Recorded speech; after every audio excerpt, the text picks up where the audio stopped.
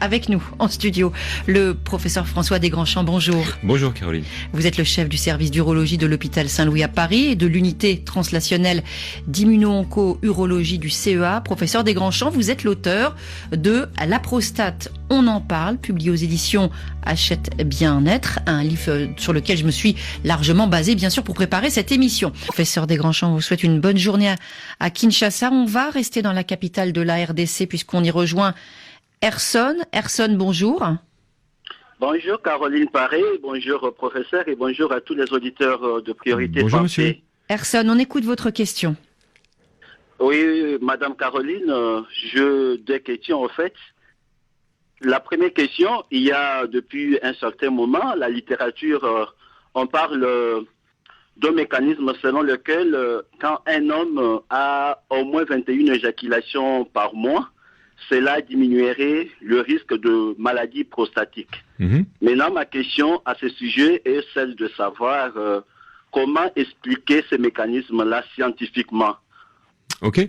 Alors, ce qui est intéressant, c'est que justement, les études statistiques sont sous-tendues par des hypothèses biologiques assez solides.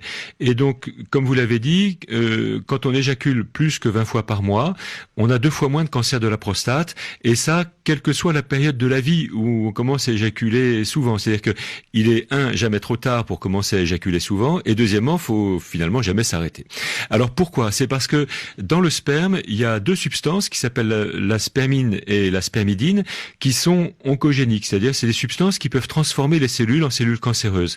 Et l'idée, c'est qu'il faut pas que ce liquide stagne trop longtemps dans la prostate parce que au contact des cellules de la prostate, elles risquent de les transformer. Donc il faut évacuer très régulièrement ce liquide vers l'extérieur pour diminuer le temps de contact entre ces 2 substances et les cellules de la prostate. Donc une réponse positive à votre question, Erson. Oui, c'est validé scientifiquement. Plus le nombre d'éjaculations cellulaires est important, meilleur. Moins il y a de cancer. C'est une forme de prévention, même on peut le dire, non? C'est une forme de prévention. C'est une forme oui. de prévention. Est-ce que vous avez une autre question, Erson?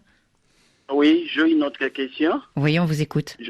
Oui, j'aimerais savoir, la question a 2 volets. Si d'abord la prostate augmenterait de volume chez tous les hommes. Là, c'est 1.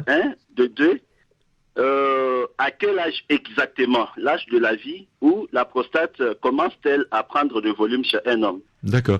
Alors effectivement, c'est inhabituel chez un homme âgé d'avoir une prostate de taille normale. La prostate grossit avec l'âge, comme les cheveux blanchissent ou tombent, et tout commence autour de 45 ans, sans qu'on sache pourquoi. La prostate se remet à grossir avec des stimulations de facteurs de croissance fœtaux qui se remettent à être stimulés sans qu'on en sache le déterminisme.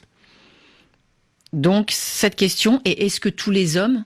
Chez tous les hommes, ça grossit. Il y a change. peut-être, 80% des hommes ont une grosse prostate. C'est quand ils prennent de l'âge. Voilà, Erson, pour les réponses à vos questions. On vous souhaite une bonne journée à Kinshasa. Avec nous.